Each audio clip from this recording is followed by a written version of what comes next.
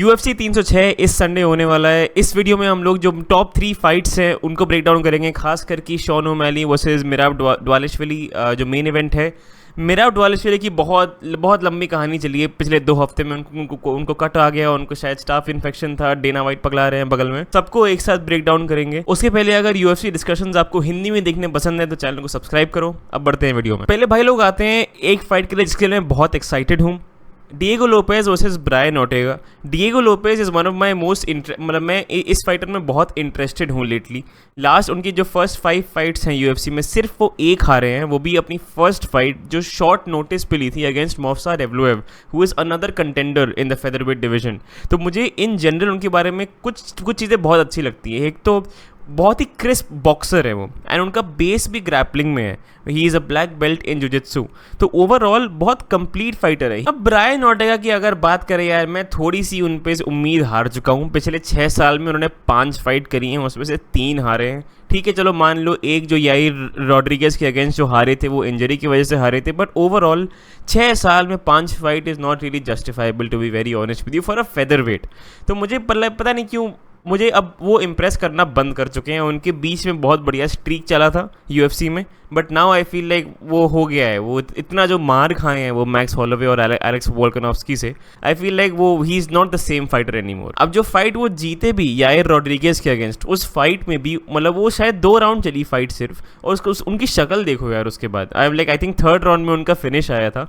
Yair Rodriguez उनको इतना feet पे पीट रहे थे ना, तो उनका चेहरा जा चुका था even though he one the fight. अब अगर फाइट की बात करें ना, ये डिएगो लोपेज और ब्रायन ओर्टेगा के बीच में, ओर्टेगा जो मुझे लगते हैं बहुत ही डिपेंडेंट है अपने ग्रैपलिंग पे। अगर स्ट्राइकर के अगेंस्ट वो फेस करते हैं तो ज़्यादातर ट्राई करते हैं अपनी ये स्ट्रेंथ को यूटिलाइज करके उनको सबमिट करने का।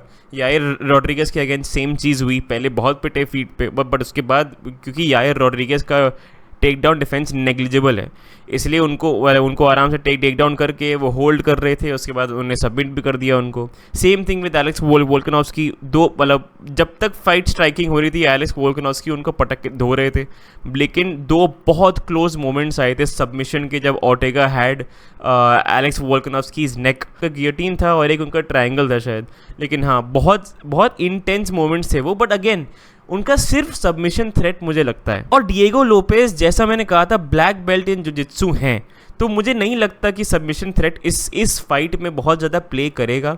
तो on the feet I feel like Diego Lopes की बॉक्सिंग ज़्यादा अच्छी होगी। Too crisp for Brian Ortega. I don't think कि ब्रायन ओर्टेगा कीप अप कर पाएंगे उनकी स्ट्राइकिंग से, और उनका एक जो स्ट्रॉन्ग पॉइंट है ब्रायन ओर्टेगा का वो भी न्यूट्रलाइज हो जाएगा क्योंकि डिएगो लोपेज की ब्लैक बेल्ट है इन जुजित्सु। तो इन सब रीज़न की वजह से और Ortega is impossible to finish, तो मुझे लग रहा है डिएगो लोपेज जीतेंगे एंड वो ये फाइट जाएगी अपने डिसीजन तक। भाई लोग अगली फाइट पे आते हैं जो विमेंस फ्लाईवेट डिवीजन की चैंपियनशिप के लिए है, Alexa Grasso versus Valentina Shevchenko 3। अब इन दोनों के बीच की फाइट्स हमेशा कंफ्यूजिंग रहती हैं। जो फर्स्ट फाइट थी इनकी वो एक सरप्राइज सबमिशन विन था फॉर एलेक्सा ग्रासो। अब जो सेकेंड फाइट थी वो ड्रॉ हो गई थी टुवर्ड्स द एंड। बहुत क्लोज फाइट थी, बहुत लोगों को लगा कि शेवचेंको को वो फाइट जीतनी चाहिए थी, बिकॉज लास्ट राउंड में उनको 10-8 राउंड दे दिया था, जो बहुत रेयर होता है। लेकिन काफ़ी लोगों को ऐसा था कि शेवचेंको को जीतना चाहिए था, लेकिन वो ड्रॉ हो गई थी फाइट। अब 3rd फाइट अब होने वाली है। इस फाइट में आई फील लाइक 2 चीज़ें वैलेंटिना शेवचेंको के अगेंस्ट काम करने वाली हैं। एक जो हमेशा एक ऑब्वियस फैक्टर रहता है एज का। वैलेंटिना शेवचेंको एक 36 ईयर ओल्ड है और उनके बहुत लंबा उनका करियर रहा है, बहुत सारी फाइट्स के थ्रू वो जा चुकी हैं। वेयर एज एलेक्सा ग्रासो अब भी अपने प्राइम में आ रही हैं, वो 31 ईयर्स की हो गई हैं, और पिछले 2 फाइट्स में उनने इतना इम्प्रूव ये कर लिया होगा और शेवचेंको के बारे में सीख लिया होगा कि आई थिंक वो उनको काउंटर कर पाएंगी इन जहाँ पे वो हार रही थी लास्ट 2 फाइट्स में। एक तो मैंने कहा एज, और दूसरा मुझे लग रहा है एक नेगेटिव माइंडसेट बिल्ड हो जाता है फाइटर का जब सेम इंसान से आप 2 बार हारो, स्पेशली जब आपको लगे कि लास्ट फाइट में आप जीते थे। तो वो एक एंग्स्ट, एक नेगेटिव माइंडसेट जो होता है वो फिर इंट्रोड्यूस हो जाता है फाइट में भी, लोग इमोशनल हो जाते हैं फाइट करते हुए। अब इस फाइट में सिर्फ एक तरीका है ये शेवचेंको का जीतने का, वो यही रहेगा अगर वो फाइट को स्टैंडिंग रख पाएँ। ठीक है। लास्ट फाइट में अगर आपको याद हो, now I am not sure, लेकिन 5th राउंड में वो आराम से जीत रही थी वो राउंड। फिर कुछ तो उनका मिस्टेक हुआ ग्रैपल करने के लिए, वो पोजीशन एलेक्सा ग्रासो ने रिवर्स कर दी, वो ऊपर आ गई उनके। फिर बाकी राउंड उनने आराम से कंट्रोल कर लिया एंड देन वो राउंड वो जीत गई। तो अगर शेवचेंको ग्रैपल करने की कोशिश ना करें बिल्कुल, क्योंकि स्ट्राइकिंग उनका पॉजिटिव पॉइंट है, अगर उस पर रहें वो, तो ये फाइट जीत सकती हैं। लेकिन again Alexa Grasso is a very talented grappler, तो उनके अगेंस्ट पूरी फाइट स्टैंडिंग रखना आसान नहीं होगा। तो ये एक इंटरेस्टिंग बात रहेगी। But beyond that I don't think it will happen, I don't think it will be that easy कि एक इतने टैलेंटेड ग्रैपलर के अगेंस्ट आप पूरी फाइट स्टैंडिंग रख पाओ। आई डोंट थिंक वो होगा। तो आई फील लाइक ये फाइट भी it will go till the and. सारे 5 राउंड ये लोग फाइट करेंगे एंड टुवर्ड्स दी एंड जो ग्रासो है वो एक डिसीजन विन फिर से ले लेंगे।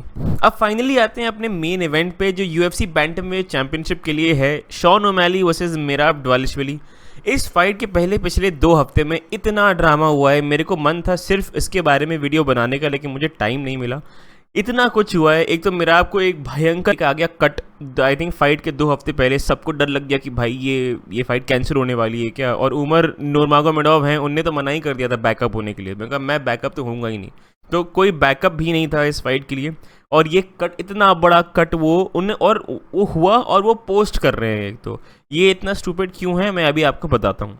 वो पोस्ट हो गया, फिर वो स्टिचेस थे वो लगे, उन स्टिचेस को घास जिससे काटते हैं उससे उन्होंने वो स्टिचेस काटे हैं इतनी बड़ी सीजर से, और उसका भी वीडियो बना के वो डाला है। डेना वाइट का अलग बीपी हाई हो रखा है कि बंदा ये चाह क्या रहा है। और वहाँ भी बात ख़त्म नहीं हुई, फिर उन्होंने एक फ़ोटो पोस्ट करी जहाँ पे एक उनके हाथ में बहुत बड़ा एक होल टाइप का था, एक इन्फेक्शन टाइप का लग रहा था। सबको लगा भैया स्टाफ इन्फेक्शन है ये तो। अब स्टाफ इन्फेक्शन जब होता है तो थोड़ी दिक्कत होती है। जो UFC का कमीशन होता है वो बहुत फोकस करते हैं स्टाफ इन्फेक्शन वगैरह उस टाइप की चीज़ों पर। तो वो सब करने के बाद वो जब फोटो पोस्ट कर रहे थे, डेना वाइट तो अगले मतलब अलग, उनको इतनी गुस्सा आ रही थी कि भाई तू कर क्या रहा है, तू बेवकूफ़ है, या तो अलग लेवल का कि माइंड गेम खेल रहे हैं जो किसी को नहीं समझ में आ रहा है, या तो ये इंसान जेन्युइनली बहुत बेवकूफ़। अब अगर फाइट की बात करें तो मिराब का यार मेन चीज़, एक वन एंड ओनली चीज़ जो है वो है उनका स्टैमिना। वो उनका स्टैमिना ही वो 5 राउंड के आगे तक उनको ले जाएगा। उनकी ग्रैपलिंग प्लस स्टैमिना मिला के पूरा फाइट वो निकाल देते हैं। उनकी एक स्ट्रैटेजी रहती है मिराब की कि मतलब वो टेक डाउन अटेम्प्ट। पीटर यान के अगेंस्ट जो उनकी 5 राउंड फाइट हुई थी, 50 टेक डाउन अटेम्प्ट करे थे उन्होंने। 50 मतलब हर राउंड में 10 टेक डाउन अटेम्प्ट। तो वो कॉन्स्टेंटली ट्राई करते रहते हैं, और वो टेक डाउन करते हैं तो बस हल्का हल्का ग्राउंड एंड पाउंड। अगर आप क्लिंच में आ गए तो आप वो केज के अगेंस्ट होल्ड करेंगे। ओवरऑल बहुत बोरिंग से फाइटर है, मतलब ही इज़ नॉट वो उस टाइप के ग्रैपलर नहीं है जो जैसे आपके खबीब और इस्लाम है।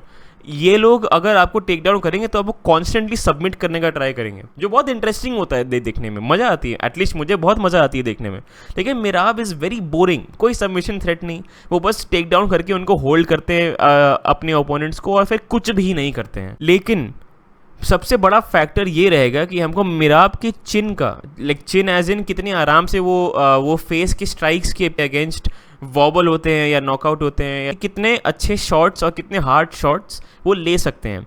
तो अगर उनकी लास्ट फाइट भी अभी अगर देखो अगेंस्ट हेनरी सेहुडो, उस फाइट में भी वो वॉबल हुए थे, ठीक है, वो ड्रॉप हुए थे, वॉबल हुए थे। उसके अलावा उनकी एक और उसके पहले फाइट हुई थी मार्लोन मोरायस करके कुछ साल पहले, उसमें भी वो उसमें फर्स्ट हाफ और फर्स्ट राउंड वो ऐसा ही घूम रहे थे, क्योंकि एक बहुत बढ़िया स्ट्राइक जो मोरायस थे उन्होंने उनको मारा था। उस टाइम से वो लगातार प्रॉपर रिकवरी मोड में थे। इजीली क्रैक हो सकते हैं अगर प्रॉपर एक्यूरेट शॉट अगर कोई मार पाए। एक्यूरेट स्ट्राइकिंग की अगर बात करें तो भैया अपने आते हैं bantamweight champion O'Malley, Shawn O'Malley. अब उनकी ऑफकोर्स शार्प शूटर स्ट्राइकर हैं, ग्रेट शॉट सिलेक्शन, बहुत क्राफ्टी है अपने स्ट्राइकिंग में। उसके अलावा उनका टेक डाउन डिफेंस भी अच्छा है, जो प्रूव हुआ था उनकी फाइट जो एल्जेमेन स्टर्लिंग के अगेंस्ट हुई थी, जो प्रीवियस चैंपियन थे, बैंटमवेट चैंपियन। तो टेक डाउन डिफेंस भी है शॉन ओमैली का, शार्प शूटिंग स्ट्राइकिंग ऑलरेडी है। Merab is also a smaller fighter, ठीक है, उनकी रीच कम है, वो ही is shorter and O'Malley is tall lanky, तो वो रेंज बहुत अच्छे से मेंटेन कर लेंगे। तो जो रेंज है और टेक डाउन डिफेंस है ये मिराब के अगेंस्ट काम करेगी। शॉन ओमैली का यूजुअल है, जो यूजुअल रहता है वो सेम चीज़ ट्राई करेंगे कि वो दूर रहें और जैसे ही मिराब वो डिस्टेंस क्लोज करने का ट्राई करें टेक डाउन करने के लिए, वैसे ही एक काउंटर मारें, रेंज मेंटेन करके रखेंगे। और रेंज पे शॉन ओमैली एक्सेल करते हैं। अगर आपको दूर से अगर फाइट कर रहे हो तो शॉन ओमैली आपको धो देंगे। इस फाइट में as far as I am concern main factor होगा स्टेमिना का। शॉन ओमैली को ट्राई करना है कि 3 राउंड के अंदर ही अंदर वो मिराब दवालिश्विली को नॉकआउट करके वहाँ से बाहर निकालें। चौथे और 5वें राउंड में अगर फाइट चली गई तो शॉन ओमैली की बहुत ही अगेंस्ट वो जा सकती है। मार्लोन वेरा के अगेंस्ट जो फाइट हुई थी उनकी, उसमें टुवर्ड्स द एंड वो थक गए थे। वो उनकी फर्स्ट 5 राउंड फाइट जो पूरी एंड टू एंड जो फाइट की थी उन्होंने, वो फर्स्ट फाइट थी उनकी जो फुल राउंड्स गई थी। और टुवर्ड्स द एंड वो बहुत थक गए थे, वो प्रॉपर बैठ गए थे जाके। एक तो खैर उनको बॉडी शॉट भी टुवर्ड्स द एंड बहुत अच्छा मारा था, शायद उसकी वजह से भी बैठ गए हों। लेकिन वो 5 राउंड के एंड में वो हाँफ रहे थे प्रॉपर, विच इज़ नॉर्मल, ठीक है। But stamina is the key in this fight, क्योंकि मिराब रुकेंगे नहीं, कॉन्स्टेंटली टेक डाउन थ्रेट लगाते रहेंगे। आप कितना भी उनको मार लो, वो कॉन्स्टेंट ट्राई करेगा इंसान कि आपको टेक डाउन करने का कोशिश करे। टेक डाउन नहीं तो आपको क्लिंच में लगातार होल्ड ही करता रहे, कुछ ना कुछ तो करता रहे। अगर मेरा ओपिनियन पूछो, आई थिंक शॉन इतने एक्यूरेट हैं कि वो मिराब को अर्ली कुछ अच्छे शॉट्स मार पाएँ। और मिराब की चिन, जैसा हम लोग जानते हैं, इट्स नॉट दैट गुड। वो वॉबल हो जाते हैं, एंड वो वॉबल होने के बाद जो ग्रैपलिंग करने के लिए जो डेस्परेट ग्रैपलिंग जो करने आएंगे, अगेन उसमें भी जो रेंज होगा वो शॉन ओमैली का रहेगा, तो वो रेंज क्लोज करने में उनको दिक्कत होगी। मैं ऐसा नहीं कह रहा हूँ कि वो बिल्कुल टेक डाउन नहीं कर पाएंगे, बट आई फील लाइक वो इतना डोमिनेंट नहीं होंगे अपने ग्रैपलिंग में। तो Merab has to be perfect for 25 minutes. उनको ये मेक श्योर करना है कि शॉन ओमैली को वो एक शॉट ना मिल पाए, which is very difficult against a fighter like Shawn O'Malley. 3 round के अंदर मुझे ऐसा लग रहा है कि शॉन ओमैली उनको नॉकआउट करके उनको वहाँ से बाहर निकाल सकते हैं, और मेरे ख्याल से वो निकालेंगे। तो ये रहा अपना भैया UFC 306। मैंने इसके बाकी के फाइट्स ब्रेक डाउन नहीं करे थे, क्योंकि वेरी ऑनेस्टली मुझे थोड़ा सा ये कार्ड उसके बियॉन्ड बोरिंग लग रहा था। टॉप 3 फाइट्स है very interesting, but beyond that मुझे उतना इंटरेस्ट उसमें आ नहीं रहा था। उसके अलावा जो 3 फाइट्स मैंने ब्रेक डाउन करी, एनालिसिस दिया, अपना प्रेडिक्शन दिया, वो अगर आप लोग को पसंद आया, आप लोग अग्री करते हो या डिसएग्री करते हो, मुझे कमेंट्स में बताओ। एंड उसके अलावा ये फाइट वीक है तो बहुत कुछ इस वीक में होता है, तो मैं और वीडियोस डालूंगा। एक तो मैं डालूंगा आफ्टर प्रेस कॉन्फ्रेंस, रिएक्शन दूंगा जो हुआ उसमें, उसको ऐसे टाइम पास साथ में बैठ के डिस्कस करेंगे। उसके अलावा मैं सैटरडे को भी पोस्ट करूंगा अपने लास्ट मिनट पिक्स, पूरे वेन्स के बाद, पूरे वो सारे इंटरव्यूज़ के बाद मुझे और क्या लगता है, कुछ मेरा चेंज हुआ, कुछ नहीं हुआ, वो भी मैं पोस्ट करूंगा। तो ठीक है, अगर वो सब देखना है तो इस चैनल को सब्सक्राइब करो। ये वीडियो अच्छी लगी तो लाइक करो। मैं आपको मिलता हूँ अगले वीडियो में। Bye bye.